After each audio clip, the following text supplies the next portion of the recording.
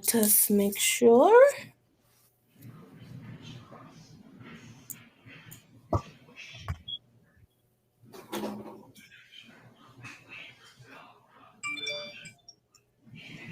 Okay, yeah. So we are live. Let's give everyone a chance to kind of get on in here.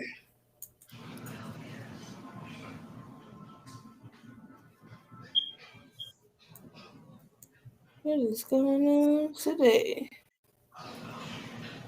My Facebook friend.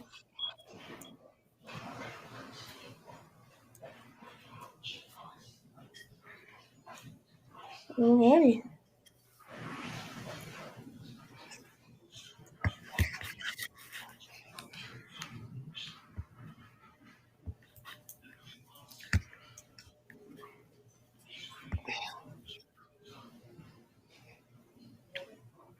There we go. Facebook. Okay. Uh-oh. Okay. All right.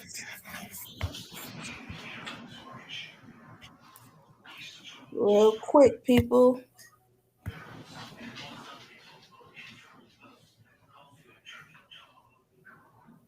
Mm-hmm.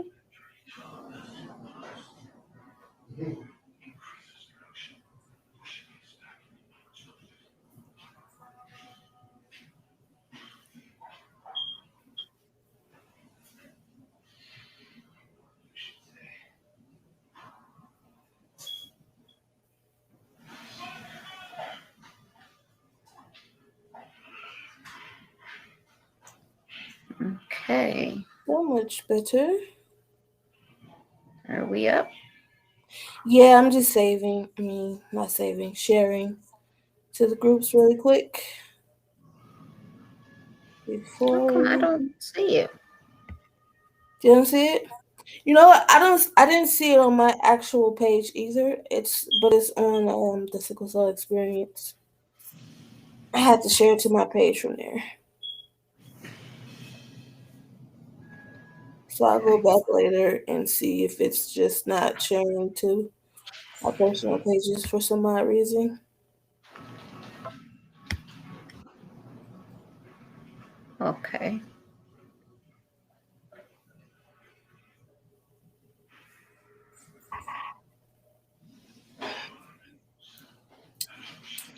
All right, I think I'm almost done.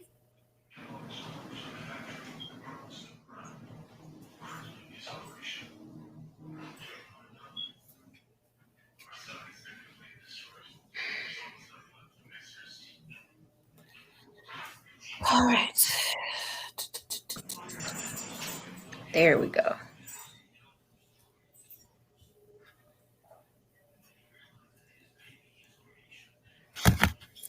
Okay.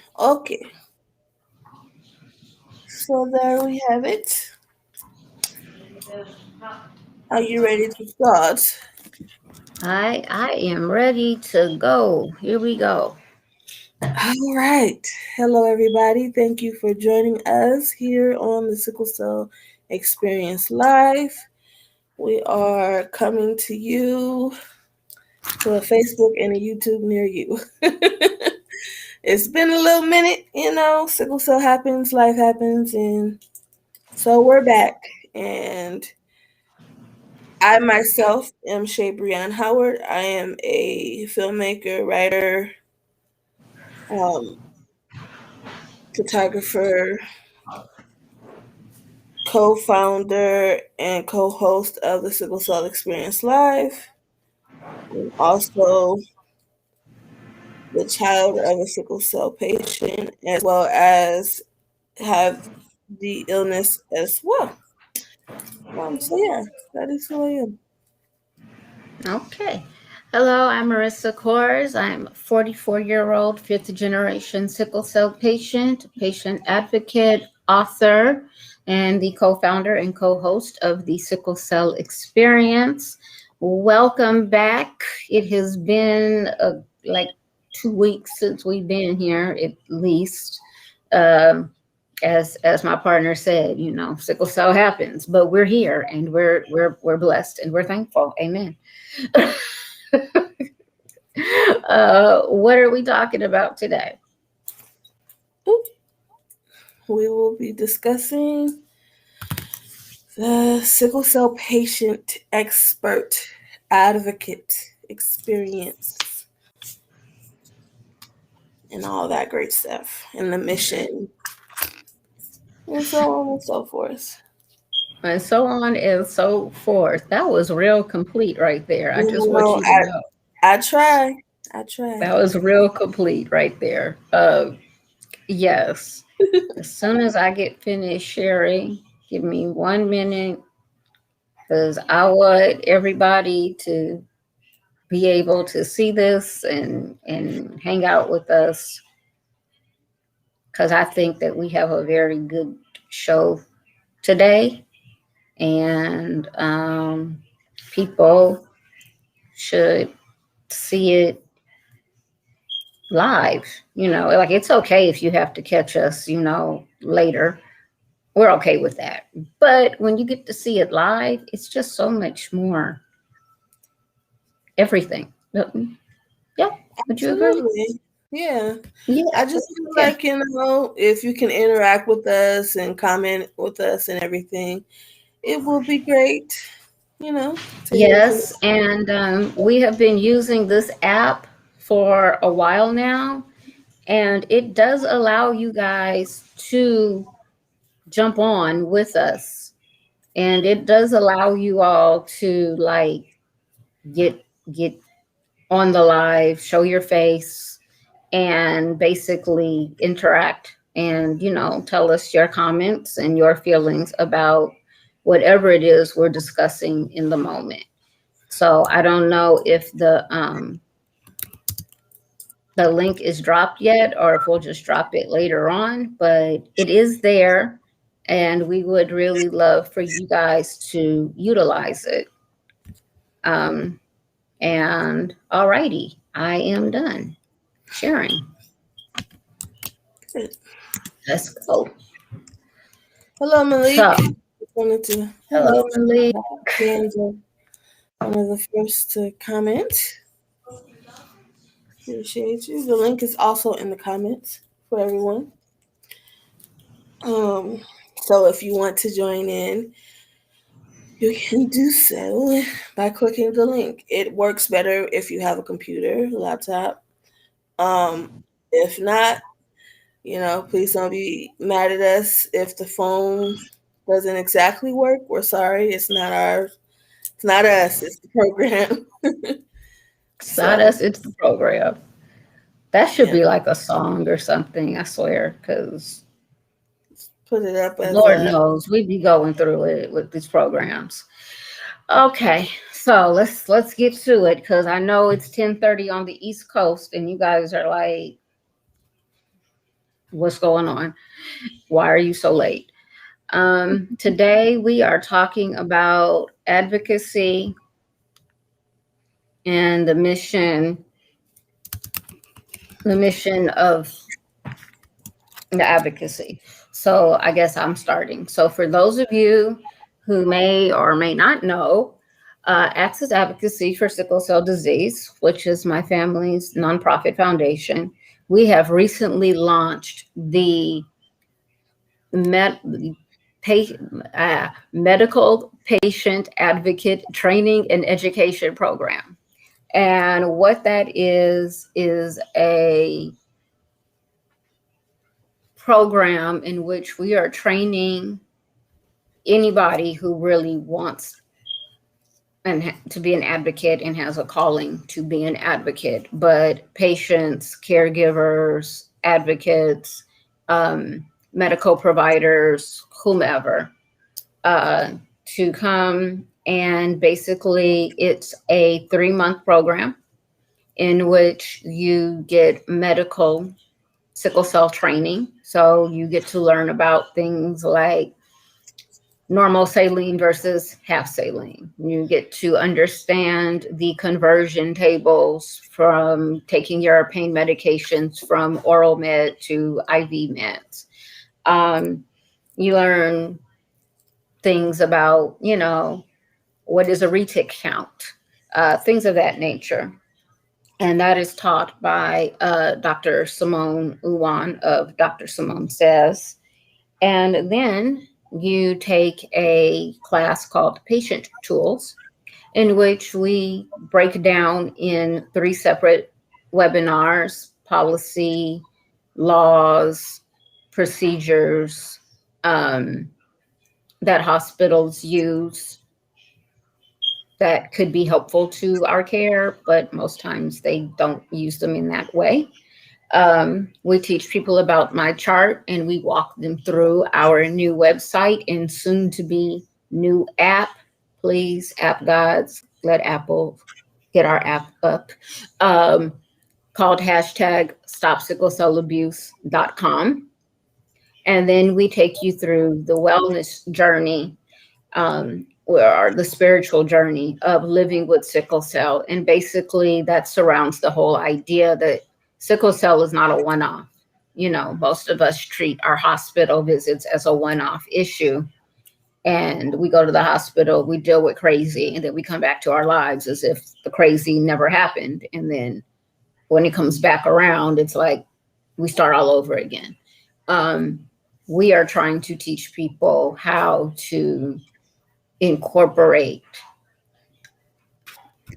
the the fact that it's not if you're going to go back to the hospital, but when, and that being prepared and having a plan and basically controlling the chaos that sickle cell brings as much as you can really does affect and make your experience at the hospital a much more positive situation, and it gives you more control over what's happening as well. Um, so if you would like more information on this, please go to www.stopsicklecellabuse.com, sign up, become a member. We will write back and give you more information. And there you can learn about the Stop Sickle Cell Abuse mission and the vision and all of that. So, yay! I'm very excited. Let's get into it. What is the mission of advocacy? All right, everybody. So, you know, what would we want from people everywhere to recognize us as patients? If not anything, we know us well. We're professionals about ourselves. We're experts about ourselves, and we should be listened to and taken seriously. So when you think about our mission, what we really want for people all over, our family, doctors, nurses, anybody really, to understand is that we know our illness, we know about us. So that's really our mission. Going forward, Marissa, what do you say about that? Mm, yeah, I would agree that that's the broad view of it. Um, but really, as an advocate, our mission and our purpose is to be a resource of support, to be an educational resource to both our patients and their medical providers, and ultimately to be um, a conduit of better communication between the two parties. When I was a mediator, my mentor of mediation used to say, our job is to bring people from the fight to the light, because we do a lot of divorce. People go through divorce, they get angry and mean, kind of like the medical field does when they deal with sickle cell patients that know their rights. But yeah, our job is really to bring them from the fight to the light, you know. And if we do it properly, by the time we're done, our patients have gotten an education in advocating for themselves. They've learned better communication techniques and tactics. Um, and ultimately, they probably won't need us the next time around. And on the medical side, if we've done our job correctly, we have now changed the doctor or the nurse's viewpoint on sickle cell as a disease, um, and hopefully just on what to expect from sickle cell patients, period. Hopefully we have recruited some people to the team and to the cause, of understanding that as patients, we are the expert. While they're running around looking for a specialist, while they're running around, Googling sickle cell and the best way to treat, their expert is in the bed, because nobody knows more about sickle cell and how it has acted in that one body than the person that body belongs to. Mhm. And the next in line when it comes to experts is probably the person sitting next to the bed, which is the caregiver slash advocate slash patient slash spouse, whatever else you want to tag on to that has brought the patient in and has been sitting with them since they got there, and watching over them and making sure that they're okay. And we really want to get the medical community to begin to understand this concept, and not only understand it but respect it and accept it. So that's what our mission is, I would say, to go from eminence based medicine, in which basically what the doctor says goes, and the patient doesn't have a real voice, to evidence based medicine, in which the doctor and the patient work in concert and work together to give the patient the best care possible, especially when it comes to their pain management. Yeah. So, ouch. Um, so, why do we need advocates? Mhm. Why do we need them? Oh, well, it's actually imperative to have advocates because really a sickle cell patient is in a constant life or death situation, especially in the hospital. You know, people don't understand how serious it actually is and how it can go from, oh, I'm just having a little pain or I'm in pain, to like, I'm in ICU, hooked on, you know, breathing Hmm. tubes, and no one, understands what I want unless I voice that to someone, and mainly it will be an advocate, someone there who can be there to listen, you know, to know, okay, this is what the patient wants, and to help bring that to fruition, and to help guide that, and to be that standing point between, the life or death stage in any part of their Hmm. lives, and just really bring a more better quality of life to a situation. Yeah, exactly. I would agree on all of that. Um, you need an advocate because at the end of the day, it's really hard to have to be the manager of your medical care while you are in the amount of pain that we experience. Mm-hmm. And sickle cell, um, sickle cell is has been proven, I mean, known to be the worst pain that the body inflicts upon itself. Let me repeat that for you. It is the Mm-hmm. worst pain known to man that the body inflicts upon itself. That means that you didn't have to do anything but be breathing, and you are experiencing this horrible, excruciating pain that now requires you to go to other people to help you get through it. Nobody wants to be in that type of pain and still having to tell people what to do, still having to watch over people to make sure that they're doing what they're supposed to be doing properly, to make sure that they don't kill you. I mean, let's just keep this 100. So that's why advocates are imperative, so that you as the patient can relax and let the medications do their job, so that when you go to sleep, you're not afraid that when you wake up, all of a sudden somebody's going to be standing over you talking about, oh, you slept for 3 hours, so you can go home now. No. Mm-hmm. No.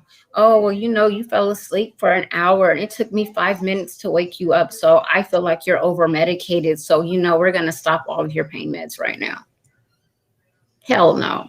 That's what we're not going to do. So that's why you need an advocate.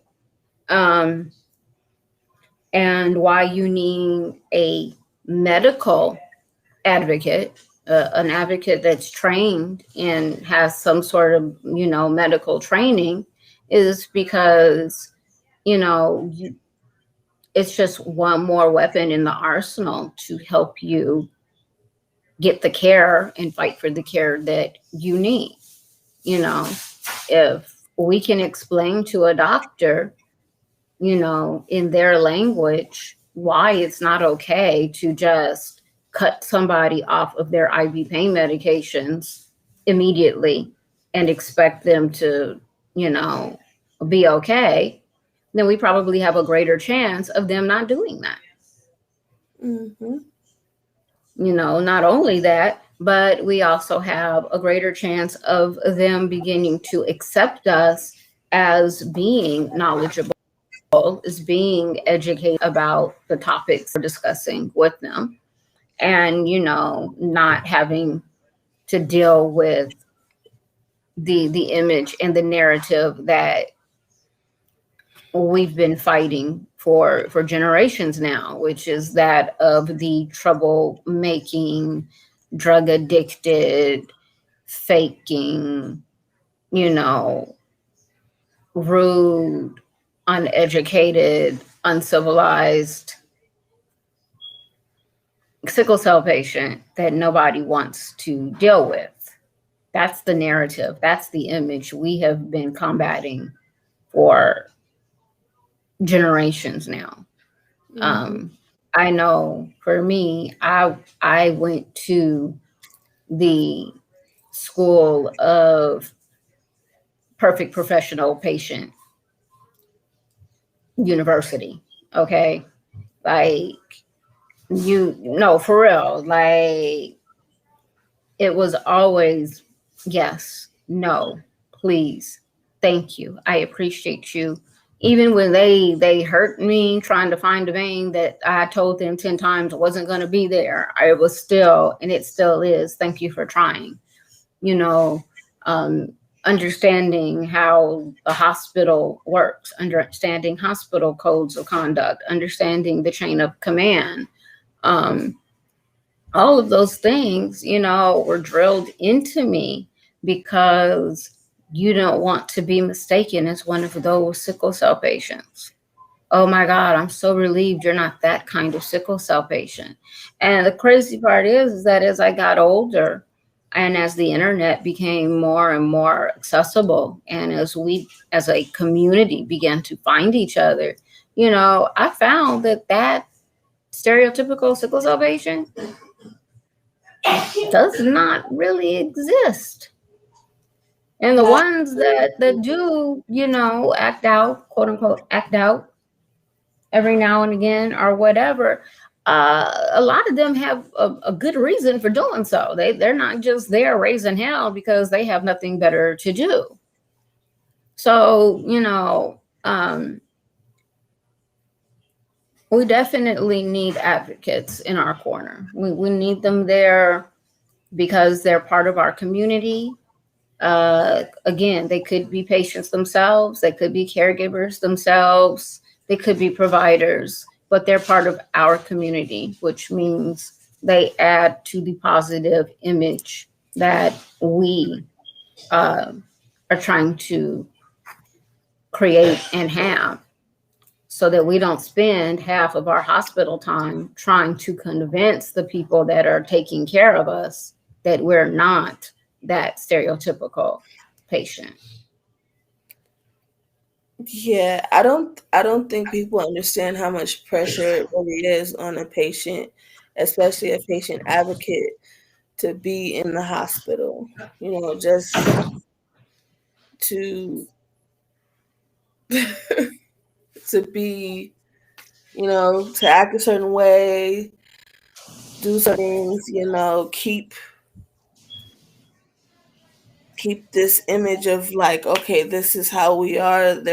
You know, this is how we really are. This is not why you take our take us serious because you think we're all alike.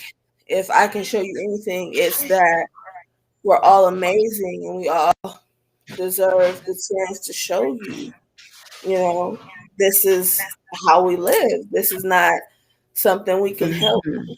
These are the cards we were dealt, so we live them, having to just make sure, you know, you're dressed properly, you don't do the wrong thing, having to let the people in the hospital know, like, oh, I didn't sleep for like 3 days because I was in so much pain. So I'm gonna be tired. I'm gonna be exhausted. Mhm. So excuse me when the medication finally starts working, I will be sleeping. And it's actually a side effect. It's a thing. You will sleep. People have to sleep. And actually Mhm. just having that conversation with them and having to, make sure they're understanding why you want to make the medical decisions you want to make and how beneficial it is for you. It's a lot of pressure, and it's very it's demanding. It really is demanding, and everybody can say, oh no, it's pretty. No, no, no. That alone is a lot of like, you know strain and stress to even just Mhm. say, I'm not one of those patients, even though we know there are not very many of those patients anyway. you know. Exactly. So it's it's Exactly. difficult to keep everybody happy. Pretty much Mhm. everybody. Here's the word comfortable because they like to use that word so much. Oh, yes. Keeping Yes. everybody comfortable is not easy. Mhm. And I think they take it for granted, you know, how much is actually done to make sure everybody's comfortable.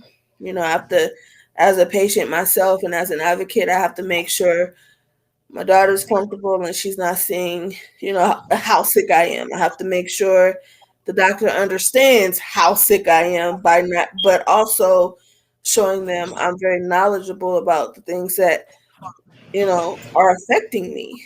So it's like this full circle of like, I don't want to say mess is not the word, but it's a lot. It's a full shenanigans. Let's just go shenanigans. Shenanigans is a nice way to say it because that's what it is. It is Yeah. shenanigans Yeah. that we are are put through and that we have to, deal with.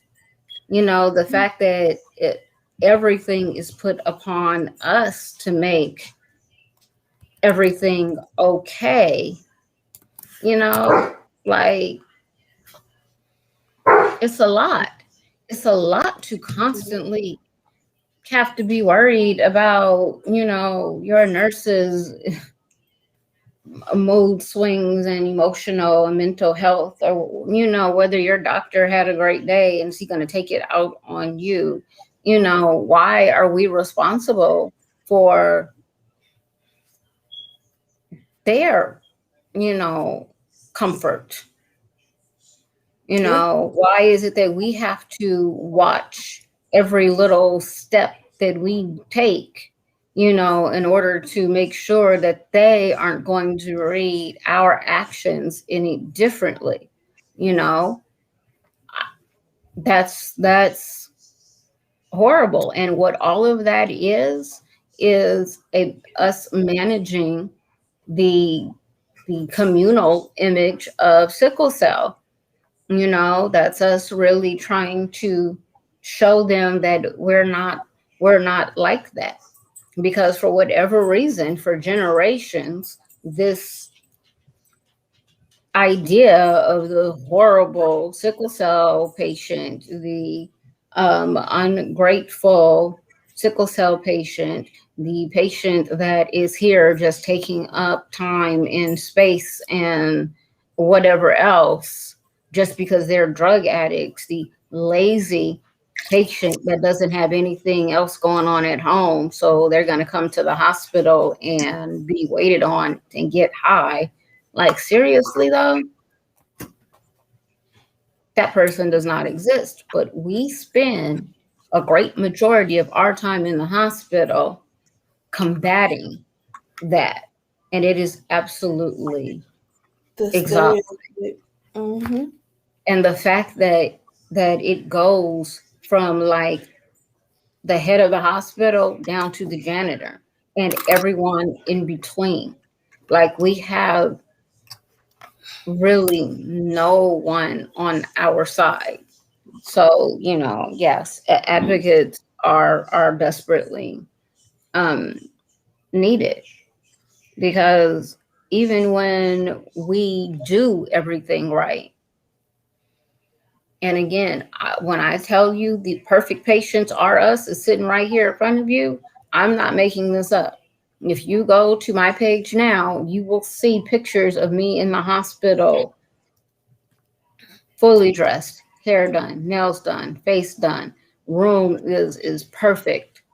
Room is decorated. Like me creating a sanctuary, and I didn't do that for myself. I did that for them so that they could be comfortable coming in to care for me.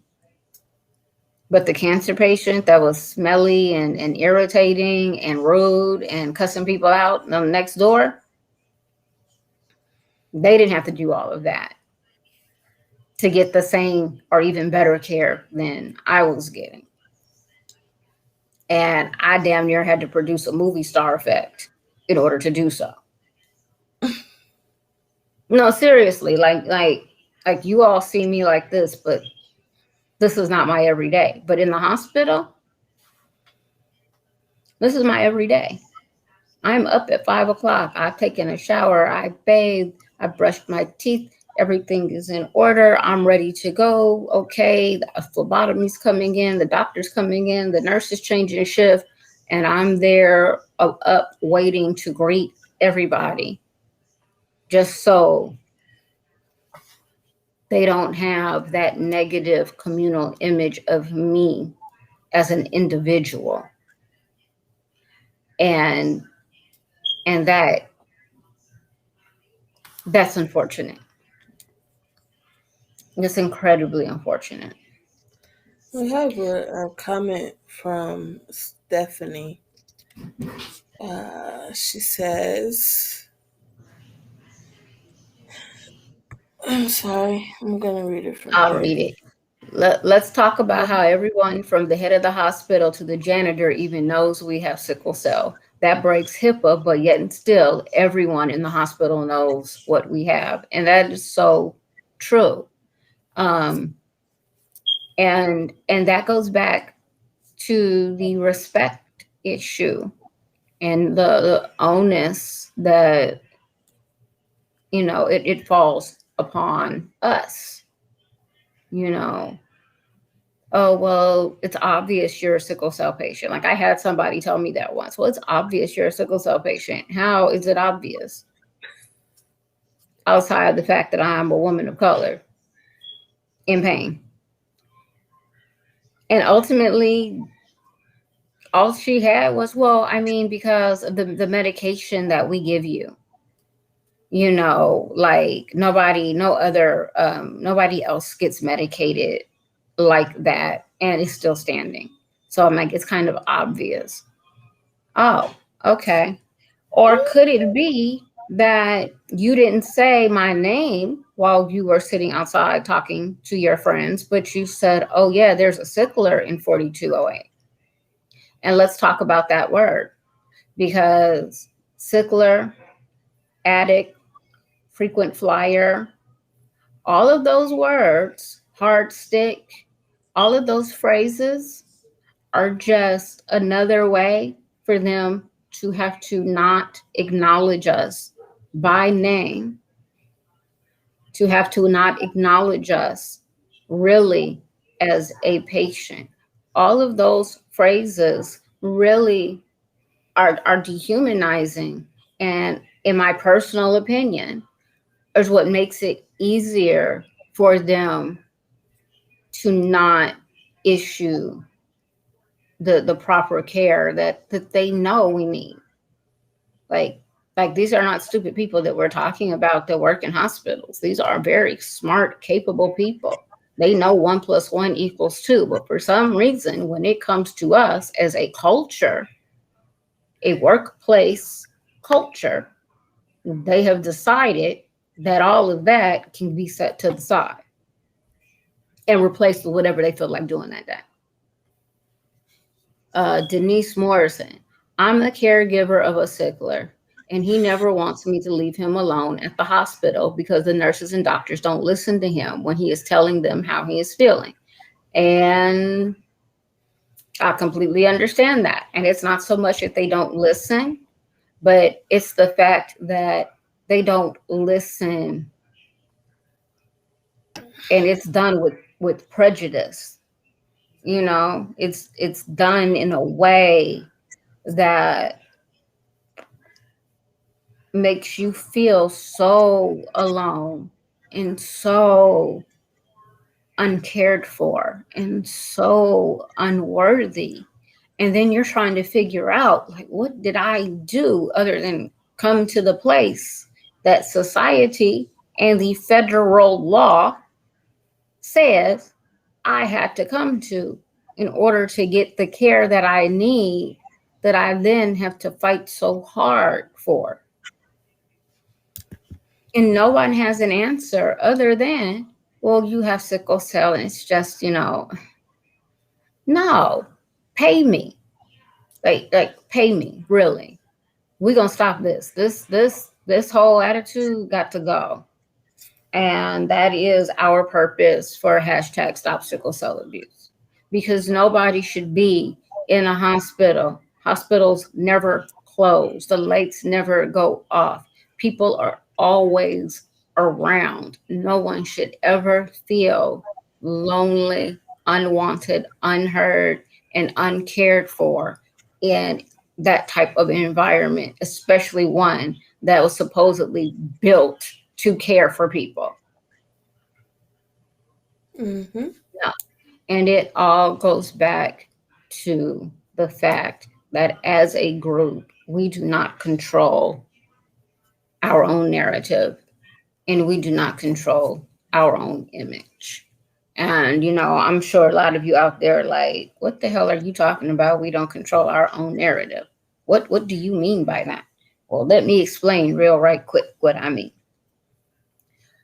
Cancer patients have a narrative that, you know, oh, you have somebody that was just living their life, doing their thing, and then one day they're diagnosed with the big C, and now they have to make this huge transition from being healthy, normal person to being a patient. And in that narrative, in that transition, the narrative says that they are strong and that they are resilient and that these are people that are deserving of compassion and care because of all they go through with cancer.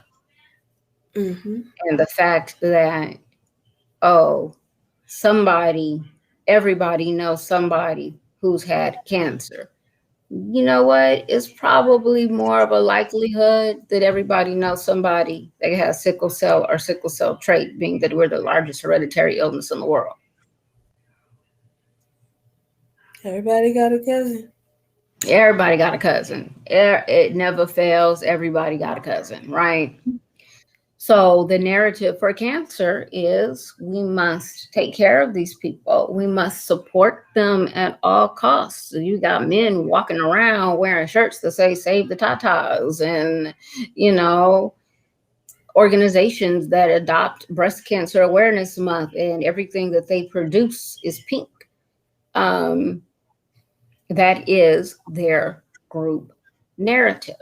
You know, AIDS has a community narrative, you know, and they've managed to change their narrative in a very short time span when you really look at it. AIDS narrative went from this is an illness of, you know, I hate to use this word, but disgusting people, people who are on the outskirts of the community. This is the gay cancer. You know, it was to say that you had AIDS was really to isolate yourself totally and completely from society because it was like, what kind of, you know, bad, weird sexual things are you engaging in? Or it was just as simple as you must be gay and that's how you got AIDS. You know, it was just this horrible community narrative that AIDS was a disease of people that had no morals, had no values, and then therefore they deserved to die and to die alone and feeling worthless. And it wasn't until, oh my God, the Red Cross refused to throw out the blood supply, the contaminated blood supply. And now, oh, upstanding citizens and children are coming down with HIV and AIDS.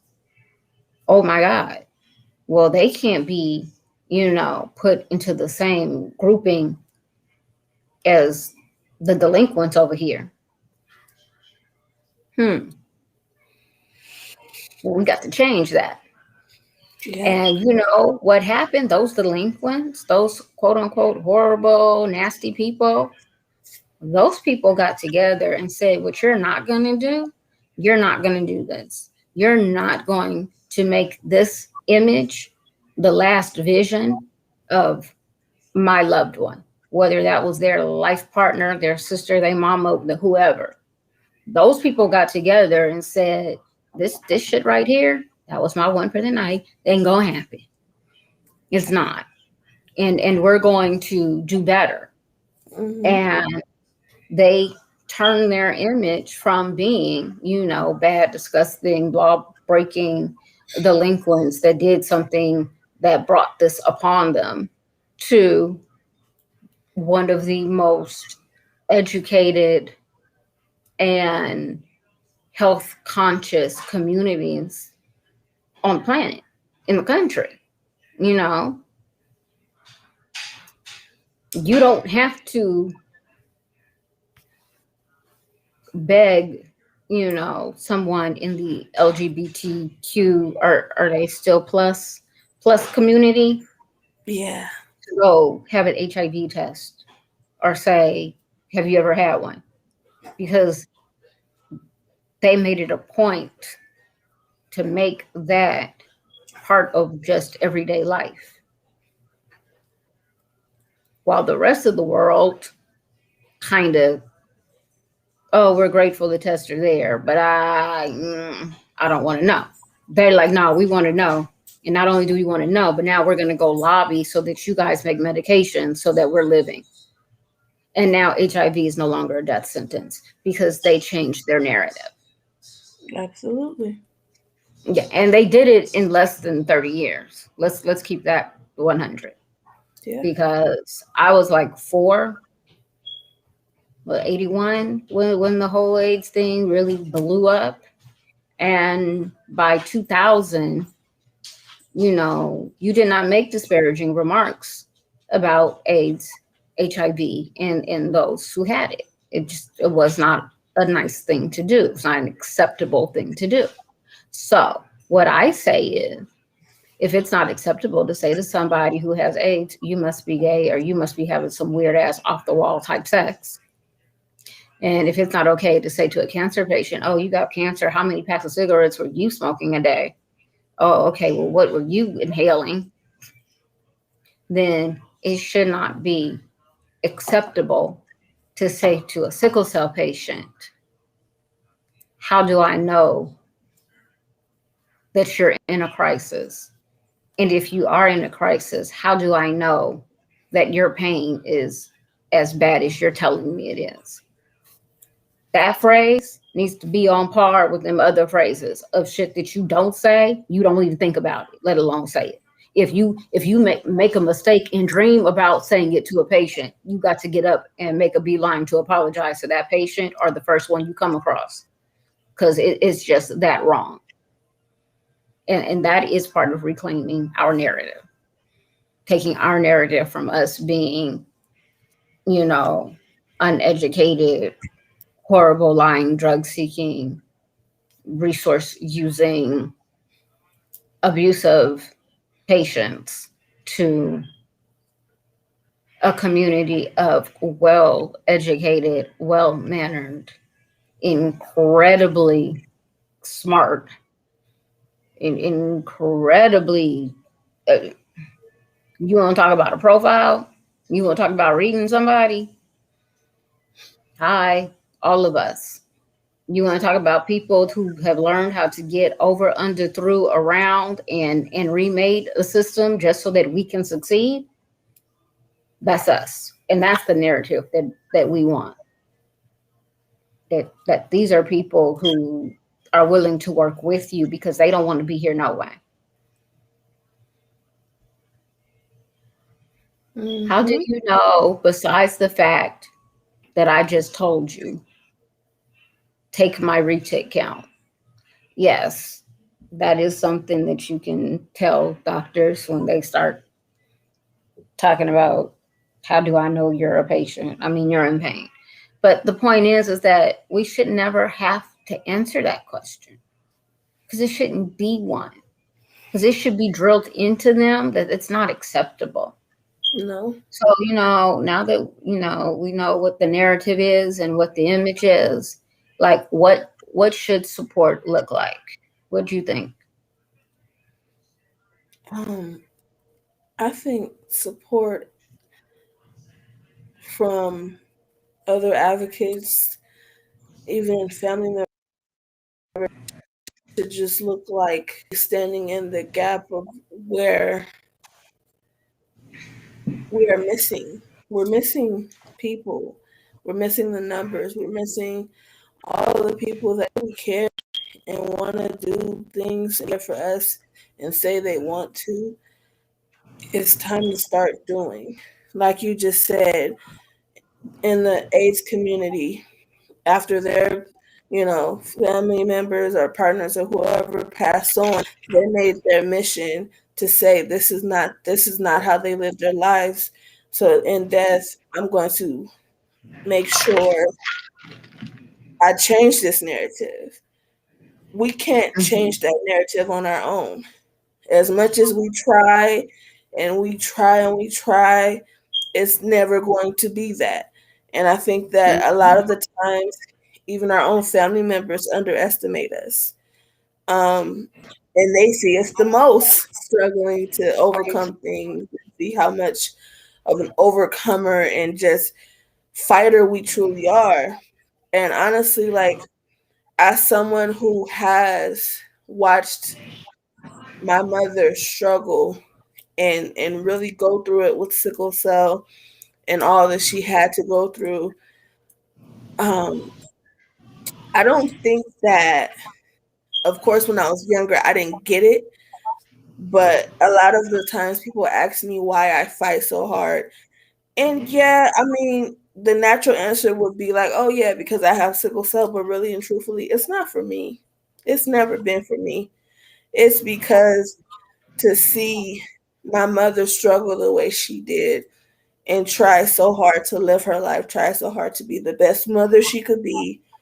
And even still, her life was cut short. And Mm-hmm. what was she reduced to being? What a sickle cell patient is looked at as, you know, still.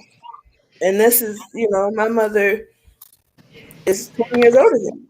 So to have that be her legacy for the rest of my life and generations to come, being, oh, drug seekers and lazy and this and that, and even to hear, certain comments and remarks, like, to catch things even from family, certain things being said, like, it's like, I don't think you quite understand how sickle cell truly affects someone, to even say, Mm-hmm. oh, that person was lazy. Like, do you know how hard it must have been for her body, going through dialysis, going through kidney failure and heart failure and being a mother and all that she had to go through. So I think that really and truthfully, the support should come from everyone. And it has to change. The narrative has to change by everybody. And it should not be, oh, this one person is the exception because this person is difficult. Maybe, Mm-hmm. just maybe, this person is just uncompromising about the type of care they want to receive. And that's okay. Because when I go into the hospital, people might think I'm difficult. And I'm okay with that. Because as long as I make it out, I don't care. I don't care. Call me difficult. If Mm-hmm. you work a little bit harder to take care of me the way that I require you to, I'm fine with that. And to have anyone in my circle to say, oh, well, maybe you should just, no. For what? It needs to come from every corner, doctors, nurses, anybody that truly says they care about a sickle cell patient, show it. Truly Mm-hmm. support them in every way and show it. If your support can only come as far as if you hear someone over saying, oh, yeah, that person, I don't really know if they're sick, educate them if you know. And if you don't Yeah. know, you get educated and then you are able to educate people. I'm so sick and tired of talking to people and they're saying, oh, yeah, I know what that is. My cousin have it. Do you know really? Like, do you understand what sickle cell is? Like, I When cannot was the speak last it time enough you to talked to it. that cousin? That's what I want to know. Right. I When did can't you see him stand that last? statement. And they think The that's family like a form reunion of 10 like, years ago. right. They think that's like, oh yeah, I know what that. No, don't tell me you have a cousin that have it. That's not telling me you know what it is.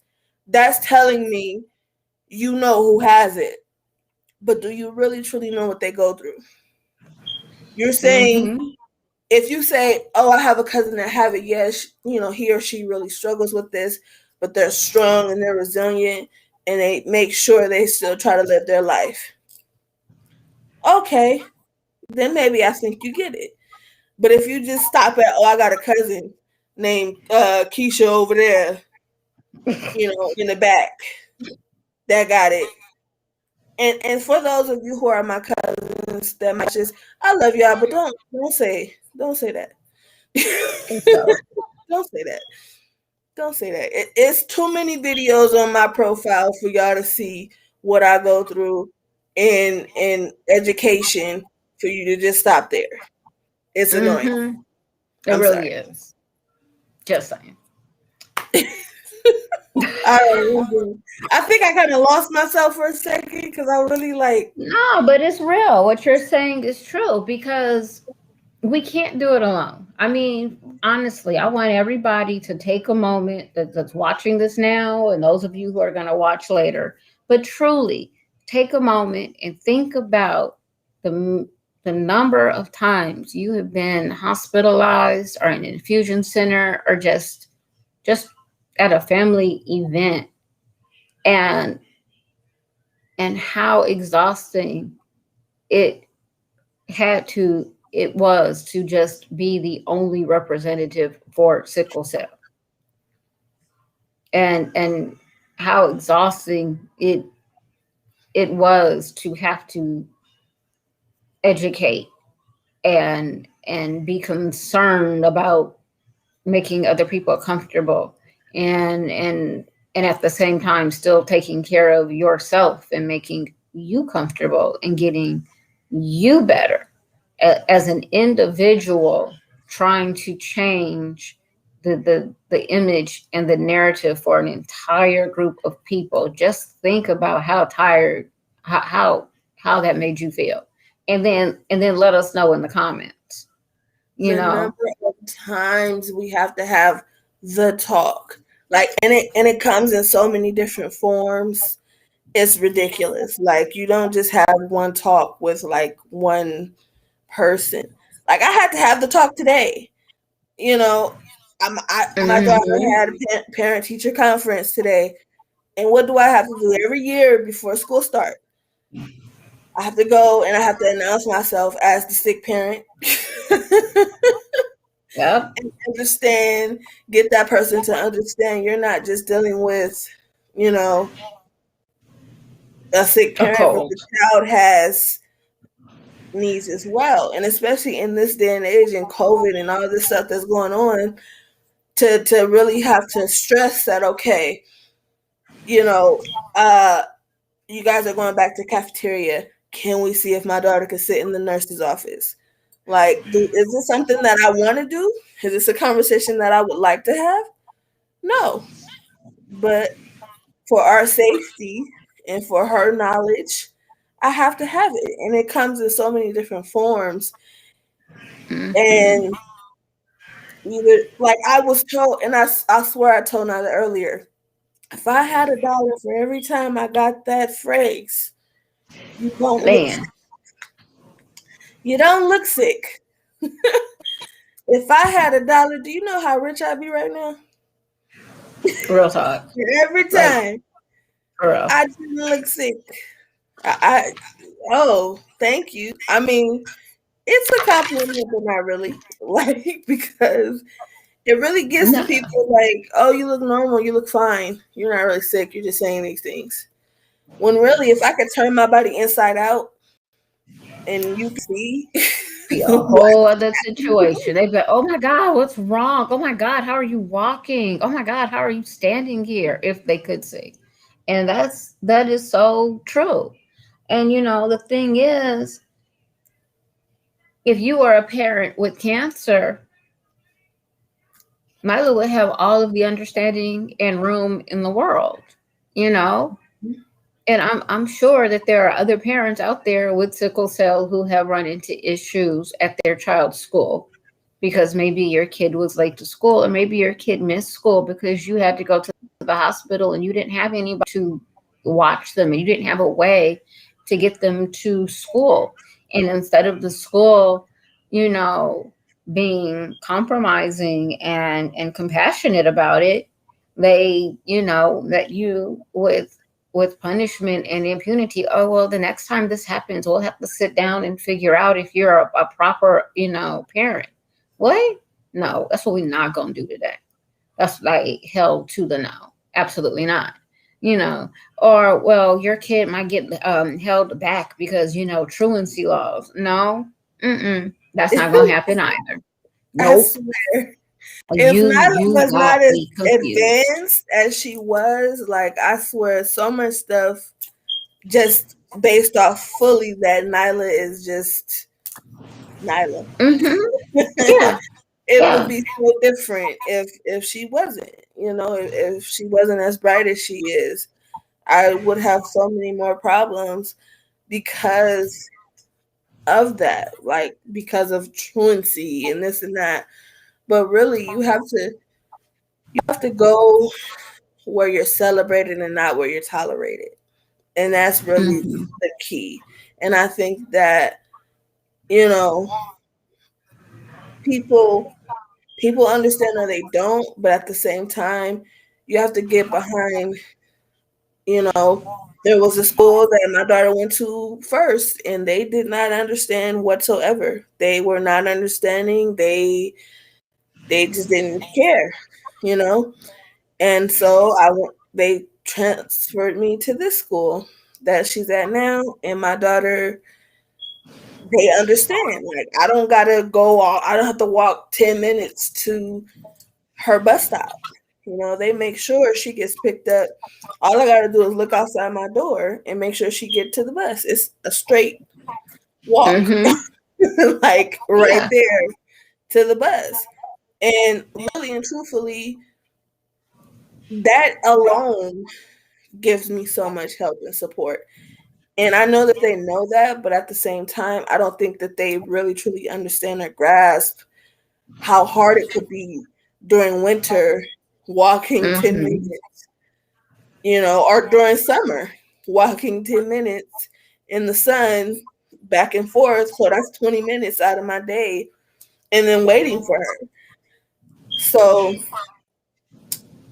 like I said, sometimes you have to understand the support has to come from everywhere. And that includes children's schools everywhere. Yeah, it truly does. And all of this, it feeds into, when we talk about support, but it all of this sort of the negative narrative, the negative communal image, the way that we are sort of ignored and pushed to the side by our own, families and people, regardless of what the reason is, you know, all of this um, feeds into, and I believe sort of helps to grow what I call the culture of cruelty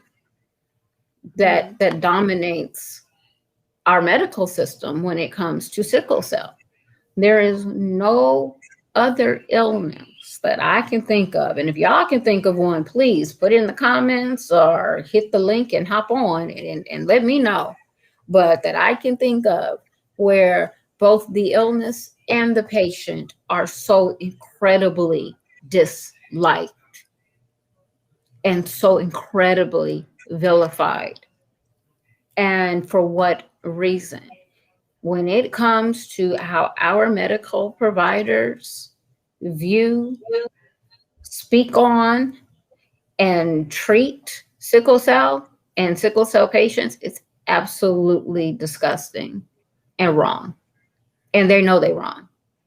And it is cruel. It is a workplace, you know, culture, workplace conduct. And there have been many studies, done on this. You see it in the police force where people put on that uniform and they might go from the most mild mannered person to now they like G.I. Joe on steroids because they are being influenced by workplace conduct and workplace culture. And that culture says you got a gun, you get to be macho man and the man in charge, and you get to allow your testosterone to go to 2,000 from 0 to 20,000 in 2 seconds. And it's okay if you shoot somebody because it was going to be their fault anyway. What? Well, Oops. My bad, you know, and it and you're going to be protected by the government. Well, equally so in medicine, right? Medicine is one of the most toxic environments I've ever been in. From Systematic racism, the the people, prejudice. the man, how they treat the students, how they treat the residents, how they treat women, how they treat people of color. I have never had to save and be an ear to so many people as I have at Cedar Sinai in dealing with residents and new people and nurses and whatnot, because it's just a stressful environment naturally. And then you add the codes, the unwritten codes of conduct. Oh, doctors don't need to ask questions. Doctors don't need hand holding. Doctors don't need help. Oh, well, you're a nurse, so you're not that important. When you add all of this stuff, that it's a very toxic and stressful environment, period. But when you take all of that stress that's put upon them by each other, and then they in turn look to victimize you, that's not okay.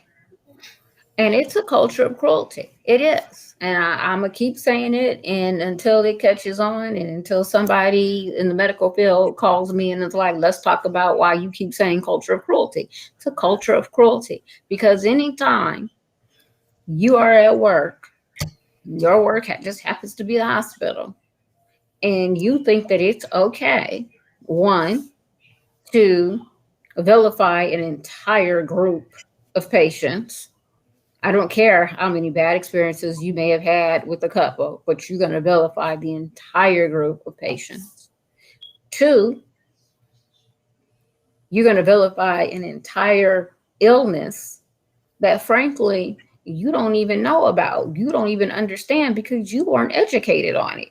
Period. Dot. But rather than getting mad at that institution that you owe a quarter mil to, you're going to get mad at me for correcting you as the patient, as the expert. That's the problem. Three, to then be able to refer to that patient group by every name, as the homie says, but a child of God, or their name, and it's acceptable. That's cruel. To ignore decades of medical charts, or to misuse your power and your responsibilities as a doctor or a nurse to write incorrect or untrue things in said medical records. That's cruel.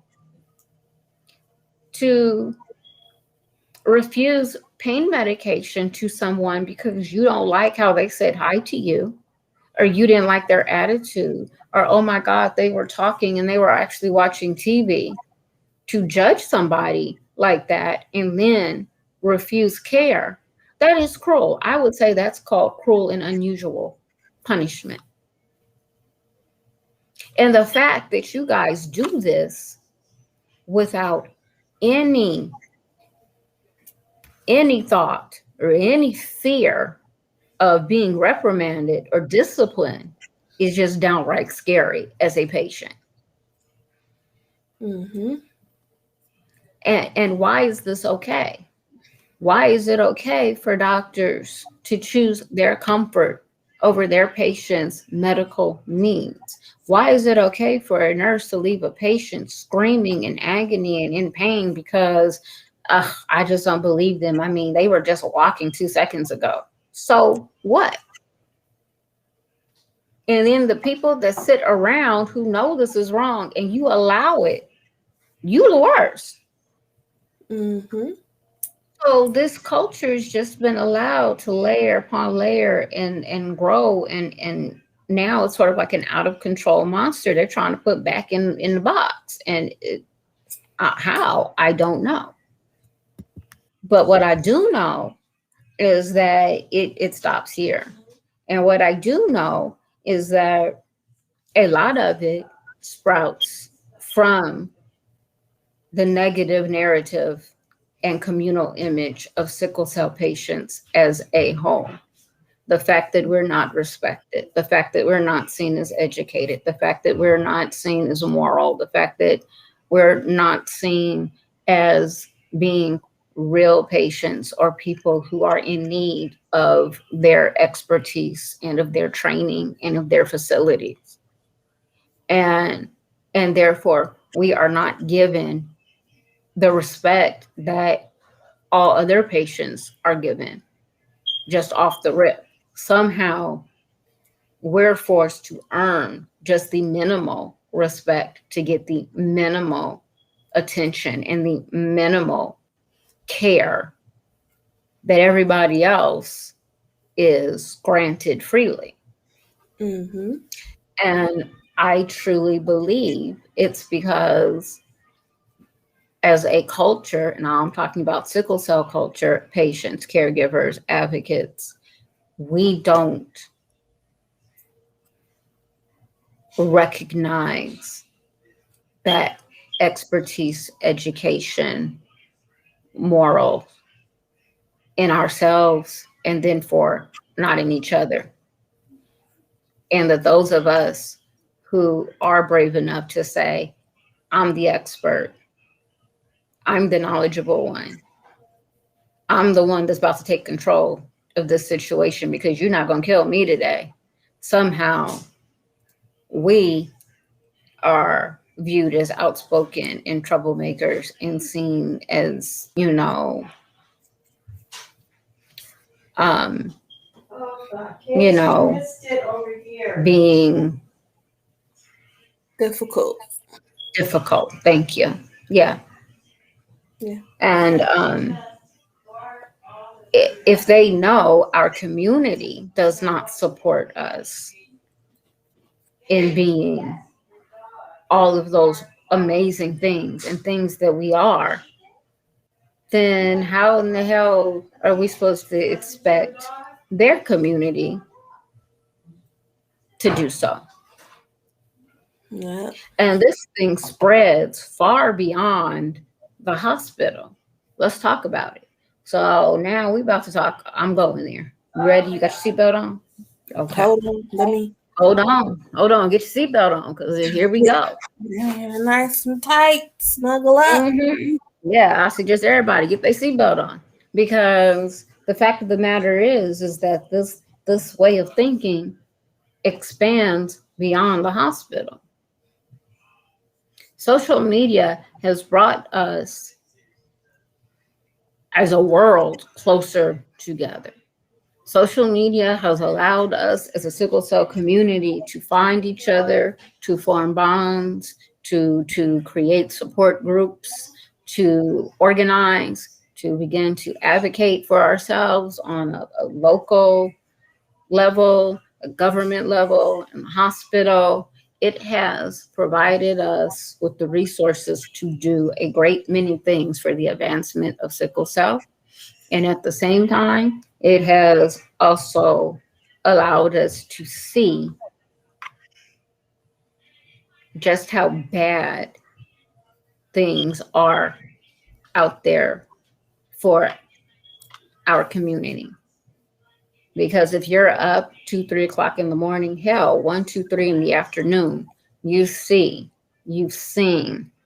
the dissertations, pages upon pages, posts upon posts, people saying, I can't take this anymore. They're not helping me. I'm in pain. I need an advocate.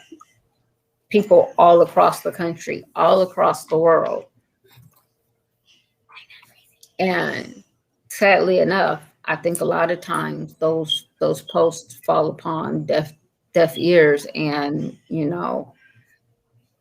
unused fingertips. Like there's no response. And I don't even have time to get into as to why.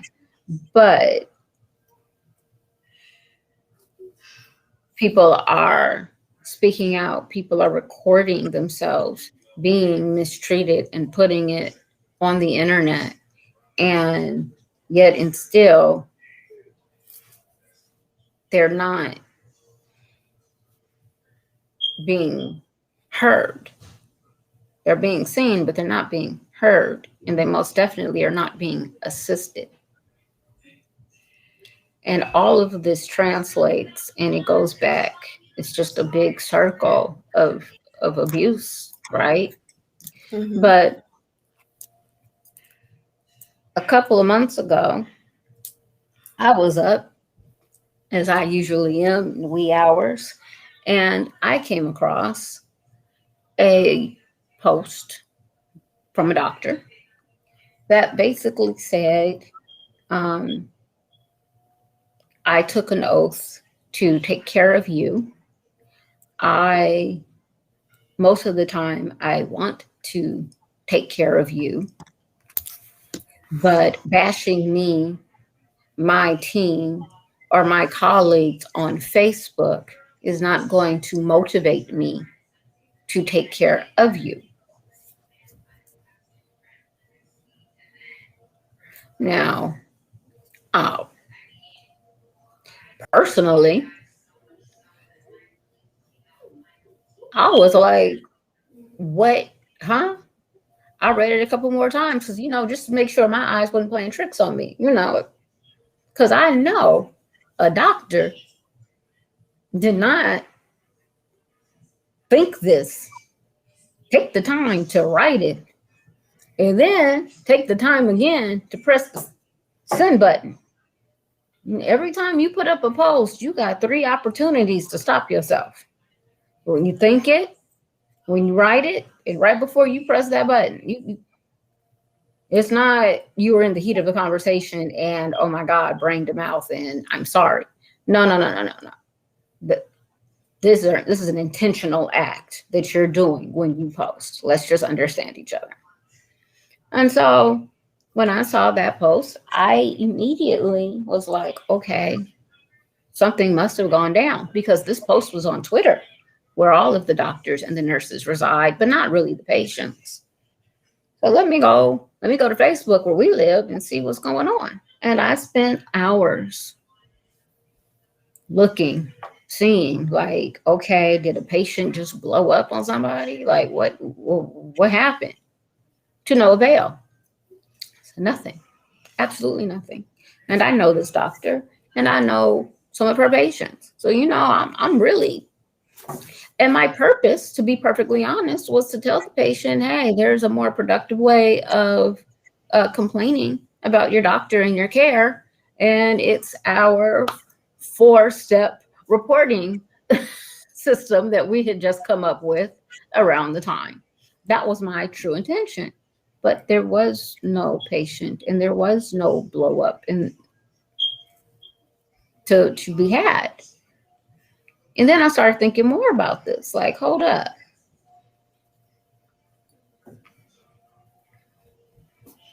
Why?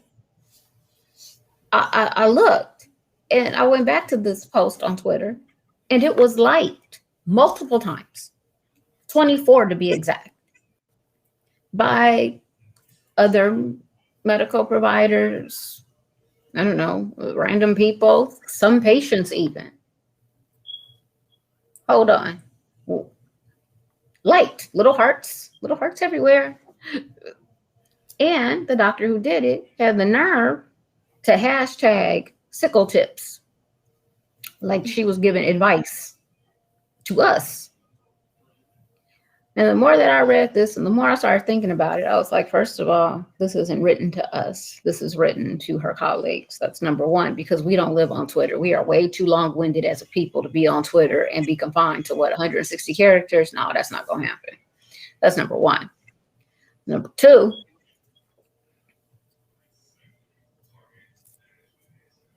you don't want the smoke that would come from putting this where in the epicenter of where your patients live on the internet. Okay. But number three, why are you normalizing the idea that somehow patients, one, should not complain about their care, especially if they're getting bad care, to whomever they want to complain about. And then number two, why are you trying to normalize your bad behavior in the idea that it's okay, that you must be motivated to care for the people that you've taken a quote unquote oath to care for? Mm-hmm. And the more I read and the more I thought about this, the more insulted and the sadder I got. And I'm going to tell you why. Because this doctor is seen as being one of the premier sickle cell doctors in the country. She is called upon to help and comment and create sickle cell um, health plans and sickle cell clinics, and to consult from from government projects all the way down to the patients that she personally cares for and the clinics and hospitals in between. She has a number of accolades, a number of awards given to her by our community for being this doctor that is dedicated to sickle cell and is just so amazing. And yet, this person that is looked up to is basically saying, you make a complaint or complain about me or my team or my colleagues. So not only are you not just speaking for you, but you're going to speak for the entire medical field. If you complain about us and your care on Facebook, we're going to have to become motivated to take care of you. You're not going to, that's not a way to motivate us to care for you when you come in pain, suffocating from the inside out, barely walking, exhausted, because you had nerve and audacity and unmitigated gall to say the care that I got was not up to par, even though that is your right. The number of people that saw this and then liked it and supported her in this was absolutely mind boggling to me. So I wrote her a letter. I wrote a letter. I gave her the definition of advocate,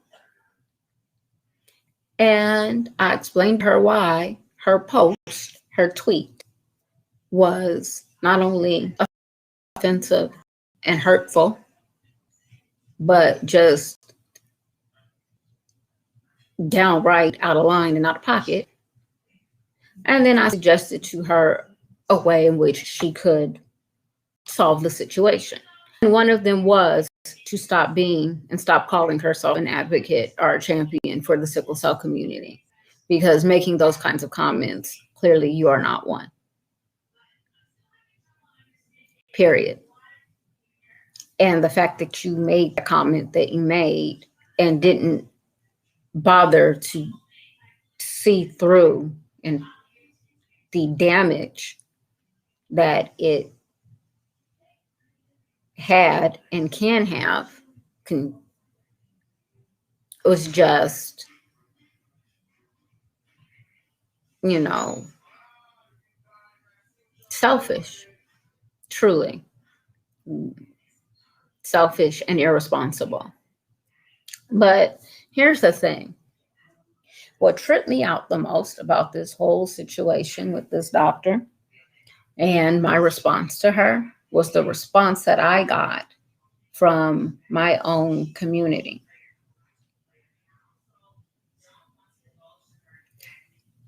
My own community dragged me. My community told me that I was wrong, told me that I was not creating a good look for sickle cell by confronting this publicly, even though she made the comment publicly. So I confronted it publicly and respectfully, I might add, more respectfully than she did. Because telling somebody that you can't give your opinion or you can't complain about the bad care that we know sickle cell patients get across the country and around the globe on a daily basis, and that by you complaining, should we find out, we're just going to have to be a little bit more motivated to care for you next time. That that wasn't wrong. That wasn't not a good look. I was confounded. I was confounded at the fact that an entire conversation went on for about a week over this that I didn't respond to. And the reason I didn't respond to it was because I felt like my response was complete when I wrote that letter and I pressed send, post, whatever, tweet. It was complete. This is how I felt. This is what she did wrong. And instead of saying, you know what, you were right, this was wrong. You know what? As a community, we should demand better of even the doctors, especially of the doctors that we put on such a pedestal. And that didn't happen.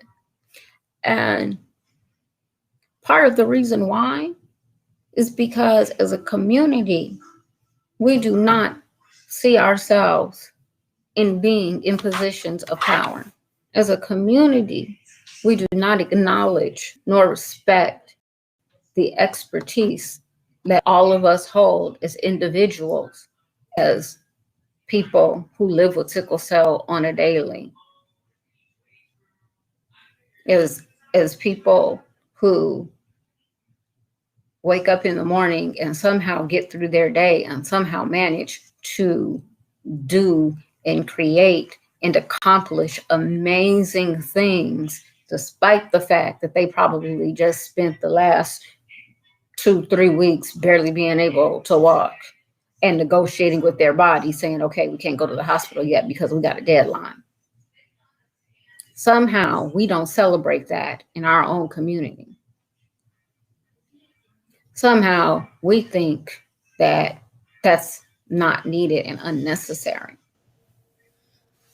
So if we don't recognize ourselves as being experts, if we don't recognize ourselves as being powerful, if we don't recognize ourselves as having the right and having, not just having the right, but having the responsibility to stand up for ourselves and our community, then how are we going to expect them to recognize that in us? Not one person came to me and said, Marissa, what made you sit down and type this out? Not one person came to me and said, Marissa, how do you see this being resolved? And when I attempted to resolve it in the manner of which I was told I was supposed to, our own organizations didn't even acknowledge me, the patient.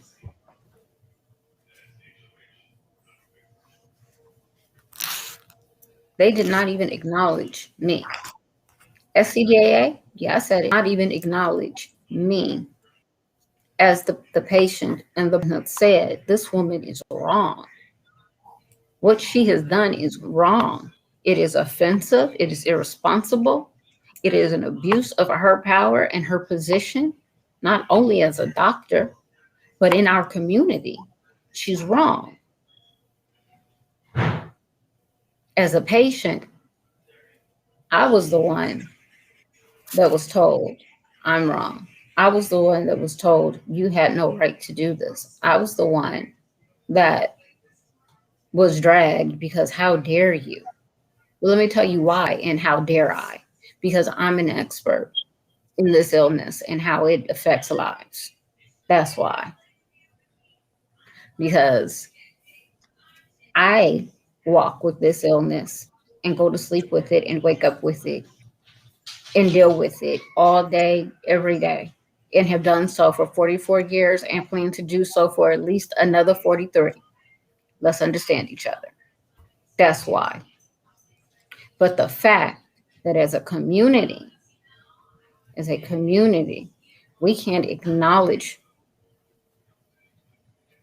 those rights and responsibilities in each other was probably one of the most heartbreaking and hurtful things that I have been through since beginning my career as a professional patient advocate and doing a live podcast weekly for almost 3 years.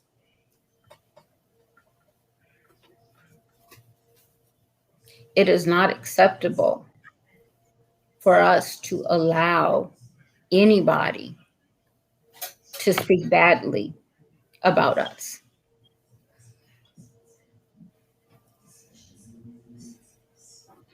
Yes, Nita, all doctors working in our community are not experts. Very few are. But this isn't about them being experts. This is about us. We are. I don't care how little you know about the history of sickle cell. I don't care how many sickle cell patients you know and stories that you've taken in and all of that. If you are somebody that lives with this illness, you are at the very least an expert on how this illness works in your body. And that's all that matters. That's all that matters. And when you walk into the hospital, that's all that should matter to those doctors and to those nurses and whoever else the hell is taking care of you. That I have been living with this my entire life. I know how I feel. I know what medication works for me. I'm not asking anybody to go out and speak on behalf of the millions of people around the world that live with sickle cell. But I am saying acknowledge the expertise of you in your life. I am saying that we can't continue to celebrate doctors or hospitals or advocates or anybody that seek to degrade, demean, disrespect, dismiss, or just be insensitive to us and what we go through as sickle cell patients. And the fact of the matter is that the medical providers and sickle cell patients, you guys, we we are right here. We are right here, head to head, right here. And it's a power cat. It is. And it is about to go boom. Because you can only be stepped upon and pushed down so much before you rise up. And frankly, her little tweet that was, oh, harmless, that she turned around and said, oh, well, it was just how I felt in that moment. And so you just felt the need to let the world know. And you just didn't let the world know, but you let the world know on the social media platform for all things and all people powerful around the world. If you a government official, if you're the queen, if you're the president of the United States, if you are the founder of Amazon, where do you go to state your opinion and have it be taken seriously? You go to Twitter. Let's just acknowledge that. She wasn't talking to us as patients. She was talking to her fellow people. Hey, we shouldn't have, if they go and they're complaining about us, Well, then we'll just have to be motivated. And I mean, and now I'm gonna set that aside for a minute. Let's take that moment and set it aside. But let's talk about acting with impunity, and let's talk about digging your heels in. Why is it that whenever we as patients stand up for ourselves, why is it that when we correct our medical providers, why is it that when we say these are my rights, they dig in when all we're trying to do is be an educational, helpful resource to them? We're trying to help you save time, help you get me out of here quicker. I'm being helpful, but somehow that's seen as combative. Somehow that's seen as disrespectful. Somehow that's seen as me being an ingrate.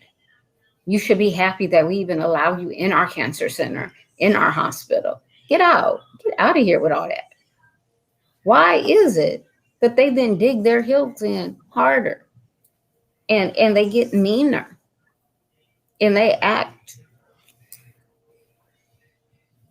worse than they did before we said anything? As if to say, if you continue to stand up for yourself and if you continue to do and ask for and demand what's right, you're going to find yourself in a worse position. And I have experienced this multiple times over the years, from the doctor that erased all of my medical orders, my medicine orders, down to my food and water. I couldn't even get a cup of ice because she was mad at me because I asked her to clarify my my medication that she'd written on the board because it didn't make sense. And I still have the picture. I'll be happy to show it to y'all. What she wrote did not make sense. I asked her to clarify. And because I asked her to clarify, she got mad, walked out of my room, and said, "Don't call me in 5 years when you have to be put in rehab." And then she proceeded to erase all my orders. And she did it at 10 o'clock at night. And I had to call my doctor, wake him up out of his good bed and his good sleep, and have him reinstate my orders. And then she did it again, just to show me what my place was. And then she got put in her place and got fired.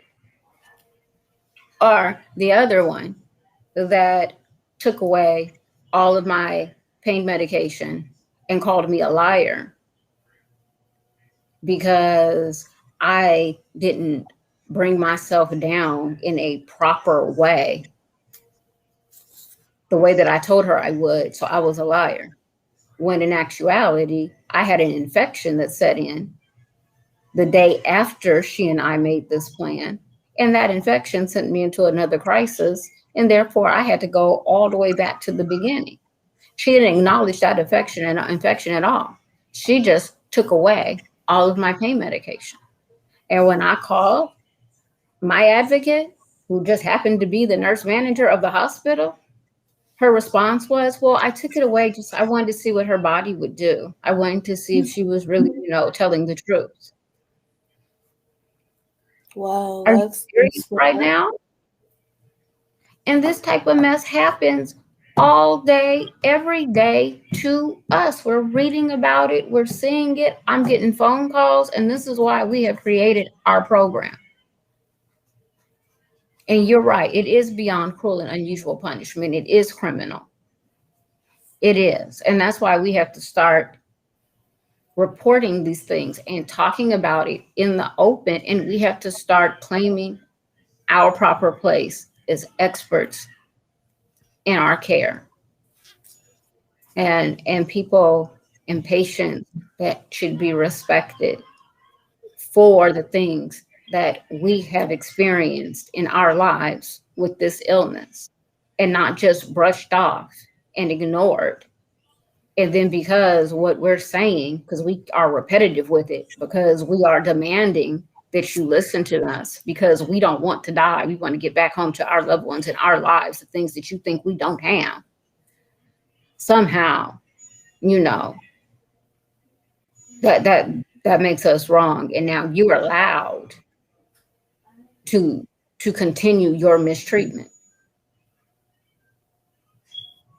And old girl's text tweet, that was just the tip of the iceberg. Because the 24 people that supported her were worse, absolutely worse. The so-called advocates and advocacy groups that told me, oh, Marissa, this is a bad look for us right now. Oh, Marissa, oh, God, we shouldn't be talking about this. Oh, this is something that needs to be handled in private. For what? She didn't handle it in private. She didn't make her comment privately. That wasn't something I overheard and then decided to bring out to the world. Why is it that we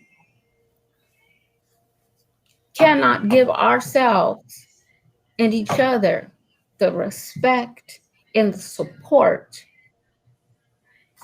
that is needed in order for us to change this game? That's what I want to know. Because that's what that experience taught me. That's what that experience taught me. That experience taught me that I am not respected as an expert. I am not respected as an advocate. I am not respected as a leader in my own community. I'm not respected as someone who goes out of their way to help other patients, be it on the phone, be it my sleeping bag and my pillow, and I'm sitting in the chair next to them.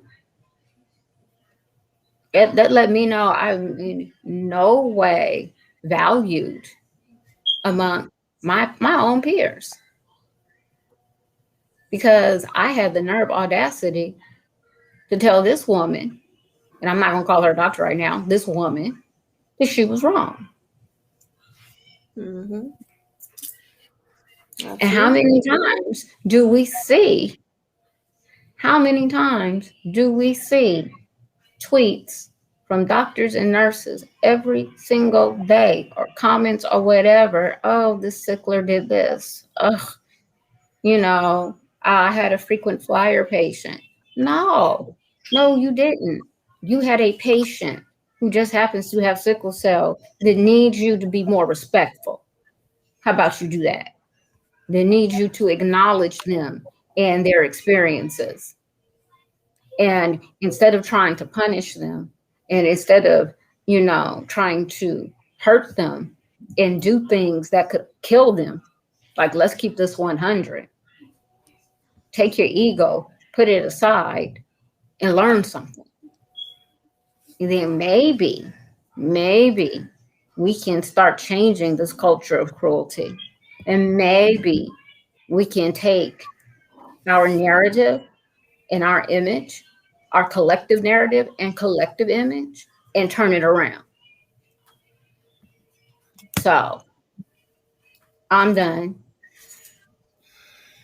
If Absolutely. you would like I don't really to go, have anything to say except, I fully supported you in the post that you made, and to publicly acknowledge that so that people can understand. Just because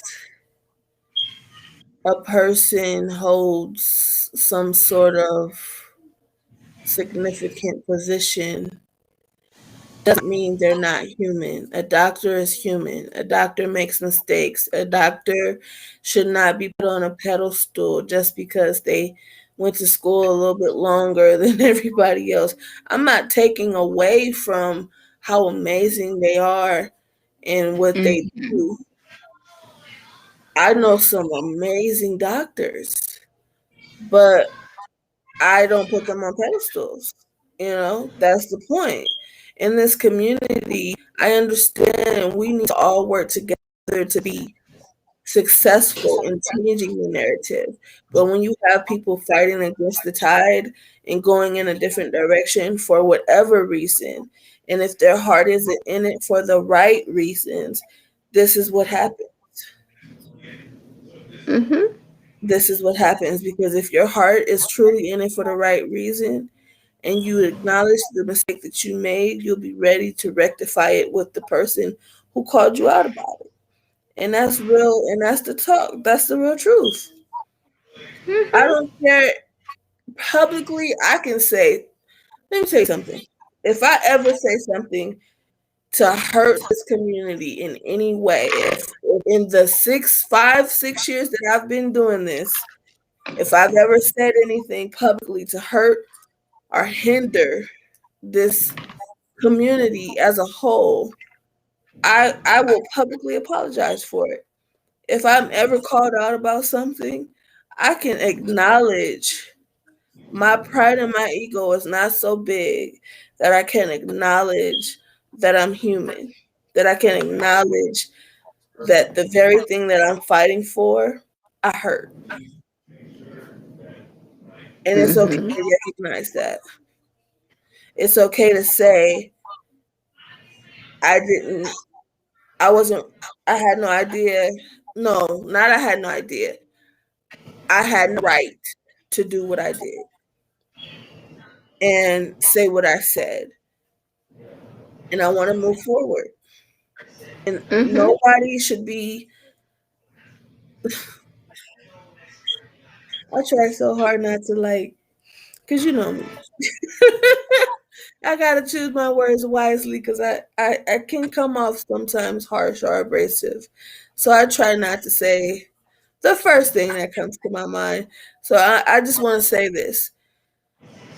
Everybody in the community should respect one another for whatever contribution they're making, regardless of feelings, regardless of any of that. The people that are truly taking the time out to make this community better should be acknowledged, should be respected as such, and should not feel like they don't have that support. We should all celebrate each other. We should not be, you know, just out for ourselves because in the long run, where is it getting us?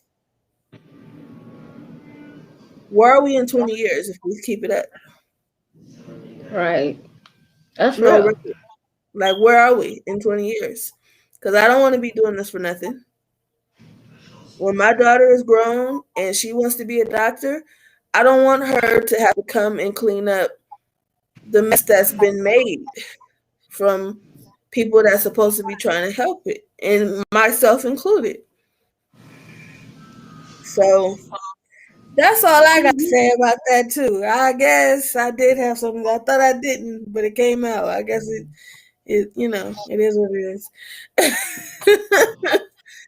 It So it happened. you know, we're not gonna keep anybody any longer. It's been a real pleasure. Thank you all. I acknowledge your comments a lot. I kind of had to dip out for a second, so I'm sorry. I wanted to show them. But I will say this: all of you who are watching and who continue to support us in all that we do, or even just the videos we make, thank you because you are helping.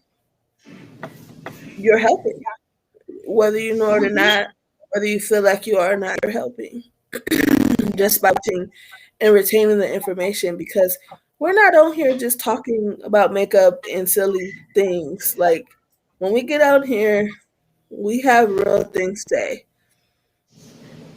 and you know, usually that Very kind of much so. they're gems that you can really put in your pocket and keep with you. So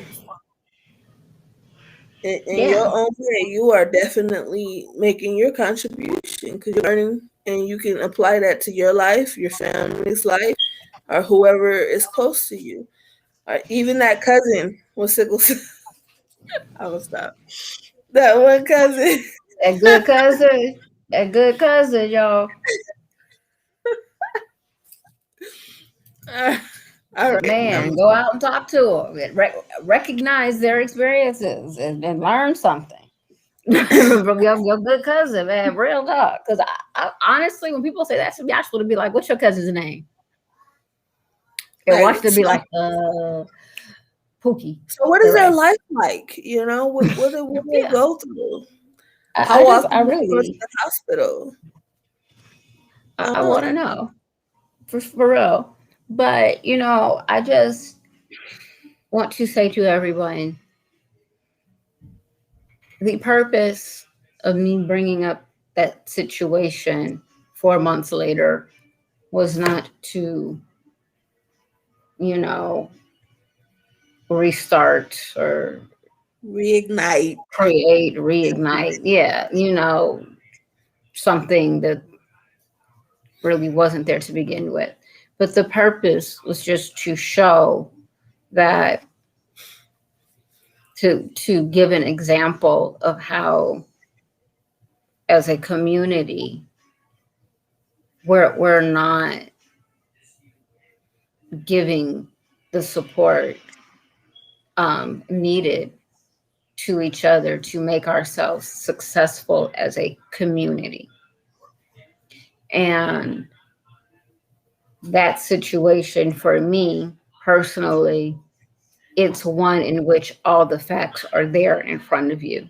And anybody who wants to can go back and look at it. And I'm going to actually post the link in the comments so that you can go back and you can look at it and you can see what she wrote and you can see how I responded and then you can see how the community responded. And I tell you, only two people came out and said, okay, you know, you guys should talk. Or, okay, how is Marissa wrong? If she's wrong, how is she wrong? And I'm grateful for that incident because it got a lot of people talking. They weren't talking publicly, but they were talking. And I got a lot of people who hold a decent amount of power in this community to start asking that question out loud and questioning this idea that our doctors should be motivated to take care of us, and to start talking about the fact that all of the responsibility is laid at our feet as patients. Nothing is ever the doctor's fault, the hospital's fault. And even when we call for advocates, it's like, well, what did you do wrong? Like, I remember I called for an advocate, and the advocate that contacted me asked me what I did wrong. Why is it that even as a community, we have such a negative communal view of ourselves? I don't know. We'll be here for another 17 days and we ain't got that kind of time because my back hurt. But, you know, from that though came this program that we've done. From that, sickle cell abuse, stop sickle cell abuse went from being a hashtag for a 4-step reporting system to being a campaign. And by this time next year, a movement, because we are building upon it and building upon it. So I encourage everybody, please go to stopsicklecellabuse.com, read about the mission, become a member, sign up so that you can get information. And when we have our next class of medical advocacy training, which is in a couple of months, sign up for it. And if you want more information, you can do it in the comments. You can go to the website and say, send me more information. You can even contact Dr. Simone, as she is our current instructor, and get the information about it. Call me personally. I talk about it. I'm so excited. But That's where we are. So, again, thank you for joining us. East Coast, we're sorry it's so late. We're going to do better next week. Um, and, leave people in places better than you found them, and you will become a better person. All right, and I will leave you off with my positive words of wisdom, which is start where you are, use what you have, and do what you can. Until next time, thank you, everybody. Peace.